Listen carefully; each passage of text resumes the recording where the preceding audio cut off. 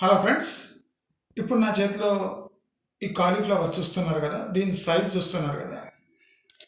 ఇప్పుడు ఈ టైంలో ఈ కాలీఫ్లవర్ 8 to 10 రూపీస్ మధ్యలో విరివిగా దొరుకుతూ ఉంది.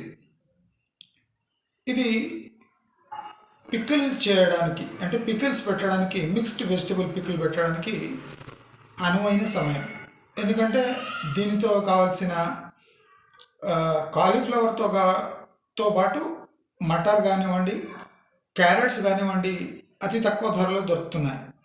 కాబట్టి ఈ మూడు ఉపయోగించి మిక్స్డ్ వెజిటబుల్ పికిల్ పెట్టేయడానికి ఇది అనువైన సమయం. అదే కాకుండా టమాటాస్ కూడా మంచి క్వాలిటీస్ వస్తున్నాయి.